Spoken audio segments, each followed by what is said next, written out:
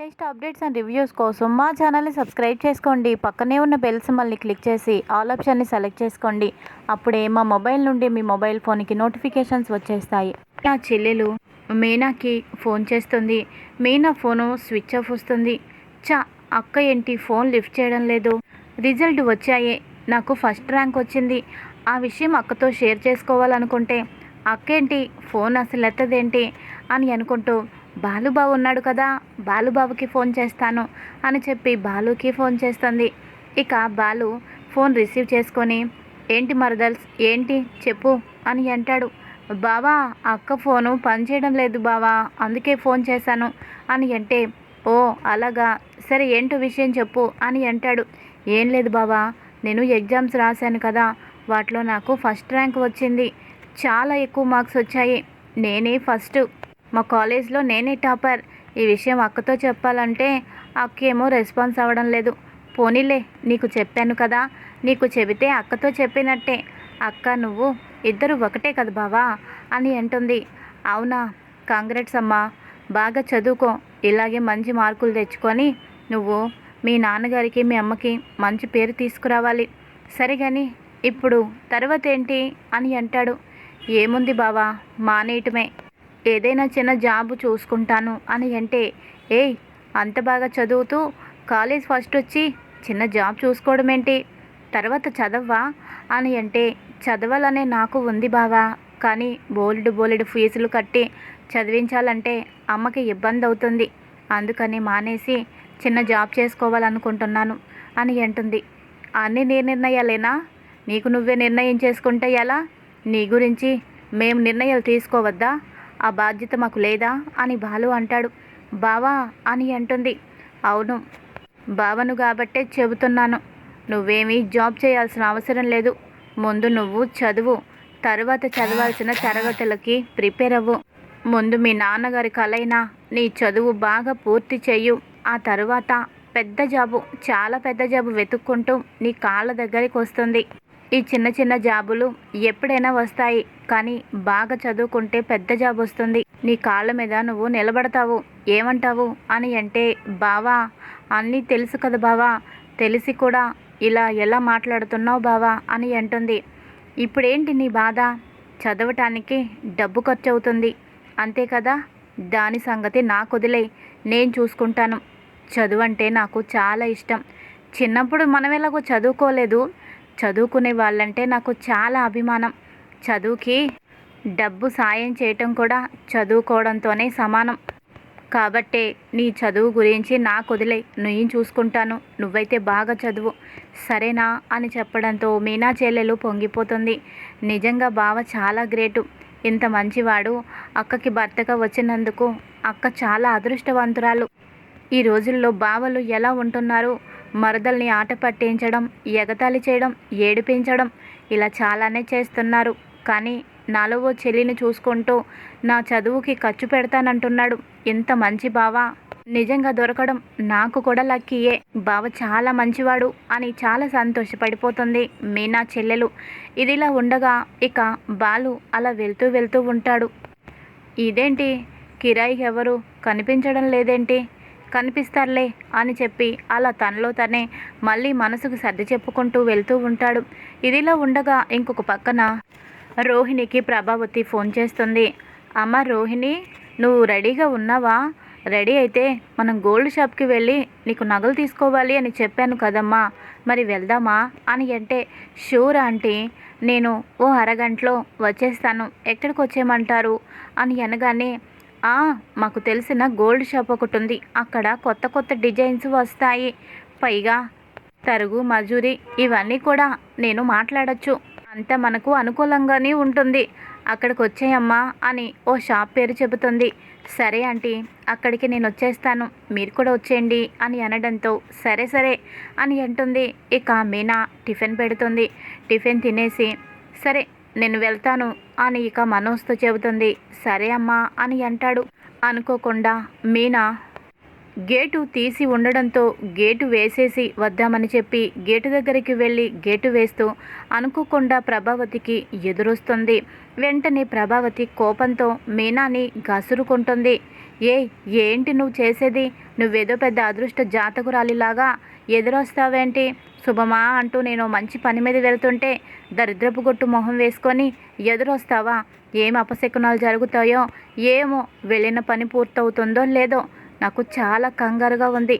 అయినా ఇంట్లో నీకేమి నేర్పలేదా మీ అమ్మ? తినటం మాత్రమే నేర్పినట్టుంది, అంతకు మించి ఏమీ నేర్పలేదు. పెద్దవాళ్ళు బయటికి వెళ్ళేటప్పుడు ఓ పక్కకి జరగాలి అని నీకు తెలీదా? మీకెలా తెలుస్తుందిలే. ఎంతసేపు పువ్వులు అమ్ముకోవడం, ఆ చాలీ చాలని డబ్బులతో వండుకొని తినడం, ఇదే మీకు తెలిసింది. అంతా మా కర్మ. ఇలాంటి మనిషి మా ఇంటి కోడలవ్వడం ఏ జన్మలోనో మేం చేసుకున్న పాపం. చ అని చెప్పి ఇక నీటి కుళాయి ఆన్ చేసి తల మీద నీళ్లు చల్లుకొని కాలు కడుక్కొని తిట్టుకుంటూ బయటకు వెళ్తుంది. మీనా చాలా బాధపడుతుంది. నేనేమంత ద్రోహం చేశానని నేను ఎదురు రావటం అత్తయ్య గారికి అంత బాధాకరమా, అంత అశుభమా? ఎందుకు ఇలా చేస్తుంది?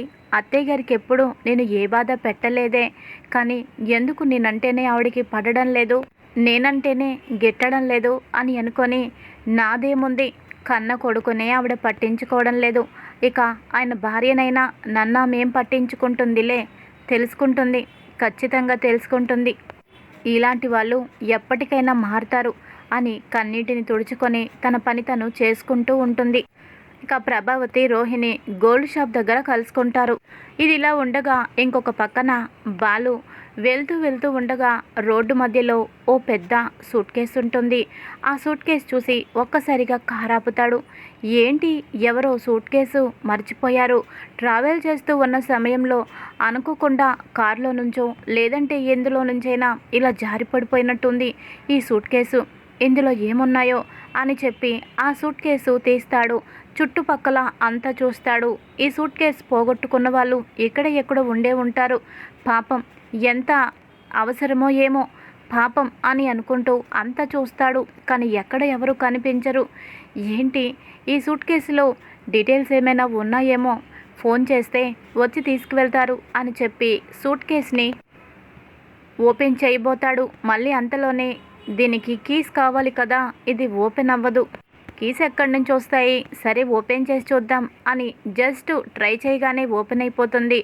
రోడ్డు మీద పడగానే ఇక ఆ సూట్ కేసు కొంచెం దెబ్బతిని ఊరికనే ఓపెన్ అయిపోతుంది. ఇక ఓపెన్ చేసి చూడగానే దాని నిండా డబ్బు కట్టలు, అలాగే ఆస్తి కాగితాలు, కళ్ళు చెదిరిపోయేంత డబ్బు ఆస్తి ఆ సూట్ కేసులో ఉంటాయి. అవి చూసి ఒక్కసారిగా షాక్ అవుతాడు బాలు.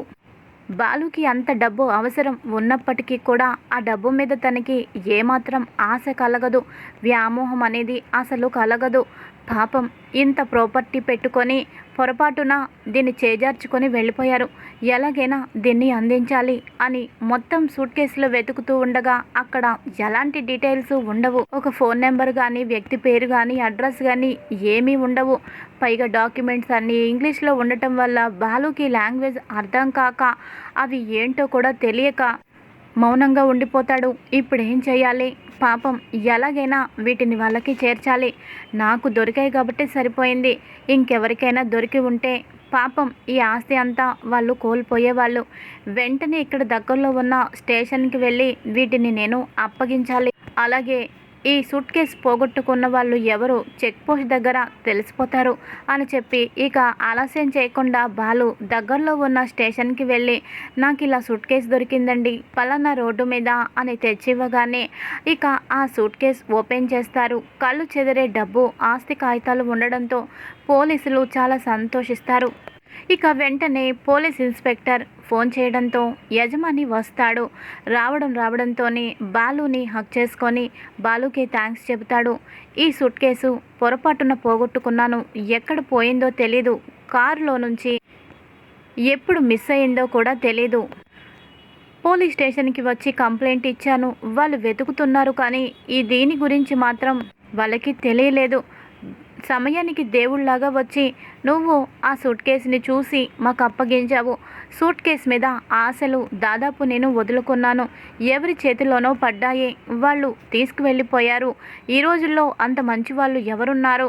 కళ్ళ ముందు లక్ష్మీదేవి కనిపిస్తుంటే తీసుకొచ్చి ఇలా ఇచ్చేవాళ్ళు ఎంతమంది ఉంటారు అని నేనైతే ఆశలు వదులుకొని ఇంకొంచెం సేపు వెయిట్ చేసి వెళ్ళిపోవాలనుకున్నాను అని అతను అంటాడు. ఇక తర్వాత పోలీస్ ఇన్స్పెక్టరు బాలుని మెచ్చుకుంటాడు. అయ్యా, ఎవరో కానీ నువ్వు చాలా మంచివాళ్లాగా ఉన్నావు. అతను కోటీశ్వరుడు, డబ్బుకు లెక్కలేని మనిషి. వాళ్ళది పెద్ద కార్ల ఫ్యాక్టరీ. ఇప్పుడు కూడా ఈ సూట్ కేసు దొరకకపోతే ఆయన జర్మనీలో జరిగే అత్యవసర మీటింగ్కి వెళ్లాల్సి ఉండడంతో దీన్ని వదిలేసుకొని వెళ్ళిపోవాలనుకున్నాడు. కానీ ఓ 10 నిమిషాలు ఆగి వెళ్దామని ఆగాడు. ఇంతలోనే నువ్వు తీసుకొచ్చి ఇచ్చావు. నిజంగా నువ్వు చాలా గ్రేటు. నీలాంటి మంచి వాళ్ళు ఉండడం చాలా అరుదు. నిన్ను మెచ్చుకోకుండా ఉండలేకపోతున్నాము. నీలాంటి వాళ్ళు ఉంటే ఈ సమాజం ఎంత బాగుంటుంది. పరాయి సొమ్ము మీద ఏమాత్రం నీకు ఆశ లేదు అని మెచ్చుకుంటాడు. ఇక ఆ కోటీశ్వరుడు బాలుకి ఆ సూట్ కేసులో నుంచి 50 లక్షల రూపాయలు తీసి బాలుకి ఇస్తాడు. బాలు, ఏంటి సార్ ఇది? నేనేదో సూట్ కేసు నా కంటికి కనిపిస్తే పాపం ఎంత బాధపడుతున్నారో అని చెప్పి నేను తీసుకొచ్చి ఇచ్చాను. మీరేంటి నేనేదో చేసేసినట్టు, ఘనకార్యం చేసినట్టు నాకేంటి ఇంత డబ్బు ఇస్తున్నారు? వద్దు సార్, వద్దు. మనిషి అన్నాక ఆ మాత్రం సాయం చేసుకోకపోతే ఎలా చెప్పండి? మీరు కోటీశ్వరులు కాబట్టే మీకు డబ్బు అంతగా అవసరం లేకపోవచ్చు. కానీ చాలా అవసరంలో ఉన్న మనిషి ఉంటాడు. ఆ మనిషికి ఈ సూట్ కేస్ ఎంత ఇంపార్టెంట్ చెప్పండి? అలా ఆలోచించి ఈ సూట్ కేసుని తీసుకొచ్చి ఇచ్చాను. మీరేదో నాకు ఇలా ఇవ్వాలని కాదు అని అనగానే, అలా ఏం కాదు, నువ్వు చేసిన సాయానికి చిన్న బహుమానం. దయచేసి కాదనద్దు బాబు అని అంటాడు. బాలు మాత్రం నాకు వద్దంటే వద్దు అని తిరస్కరిస్తాడు బాలు. అతను మాత్రం, ఇప్పుడు వద్దని ఎందుకు అంటున్నావు చెప్పు? ఏదైనా మంచి పని చేసినప్పుడు ఏదో ఒకటి ఇచ్చి మనుషుల్ని సత్కరించడం అనేది అది మామూలు విషయం.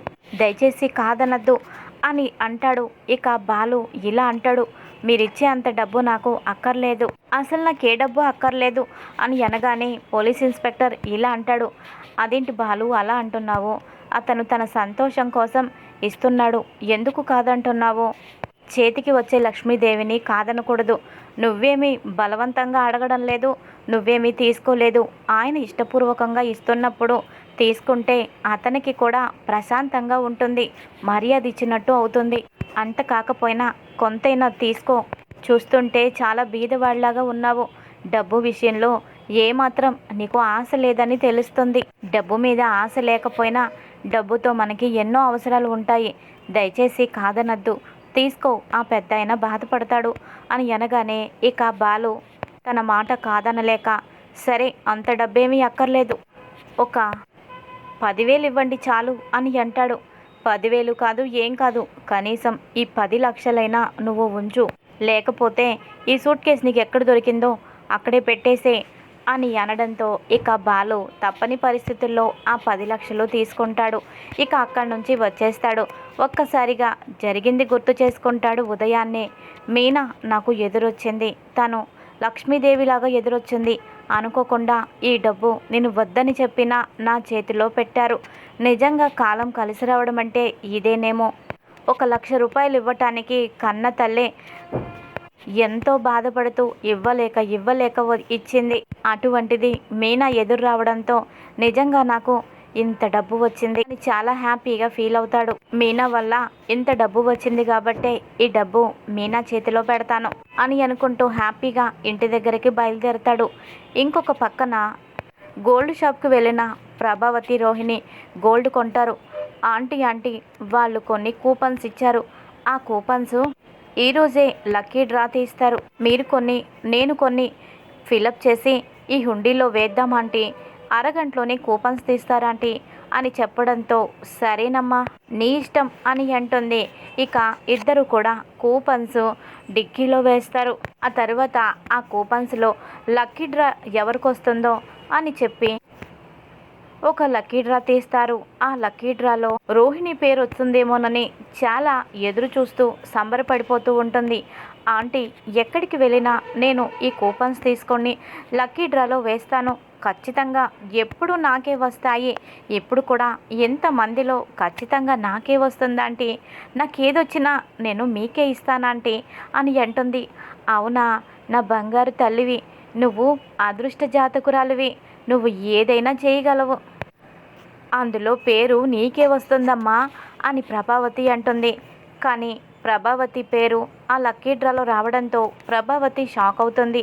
ఇదేంటి ఇంతమందిలో నా పేరే వచ్చింది, పైగా 5,000 రూపాయలు పట్టుచీర లక్కీ డ్రాలో నాకే వచ్చింది అని అనుకుంటుంది. ఇక అందరూ కూడా ప్రభావతిని చుట్టుముట్టేసి, చాలా లక్కీ ఫెలో అండి మీరు, మీరు వచ్చేటప్పుడు ఎవరో మీకు అదృష్ట జాతకులు ఎదురొచ్చుంటారు, మీరు నక్కతోక తొక్కి ఉంటారు, అందుకని 1,00,000 మందిలో లక్కీ డ్రా మీకే వచ్చింది అని అనడంతో ఒక్కసారి గతాన్ని గుర్తు చేసుకుంటుంది ప్రభావతి. నిజానికి నాకు ఎదురొచ్చింది మీనా కదా, మీనా ఎదురొస్తే నాకు మంచే జరిగింది, నాకేదో చెడు జరిగిపోతుందేమోనని భయపడ్డాను, కానీ ఆ మీనా ఎదురు రావడం వల్ల నాకు ఈ లక్కీ డ్రా వచ్చింది అని మనసులో అనుకొని మళ్ళీ అంతలోనే మారిపోతుంది. అదేం కాదు, దానివల్ల నాకేం రాలేదు, రోహిణి నన్ను బలవంతం పెట్టి తను నా పక్కన ఉంది కాబట్టే నాకు డ్రా వచ్చింది అని అనుకుంటూ ఉంటుంది. ఇది ఈరోజు ఎపిసోడ్. మరి తర్వాత ఏం జరగబోతుంది? బాలు డబ్బు తీసుకొచ్చి మీనా చేతిలో పెట్టడంతో మీనా సంతోషంలో ఇక సత్యానికి చెబుతుంది.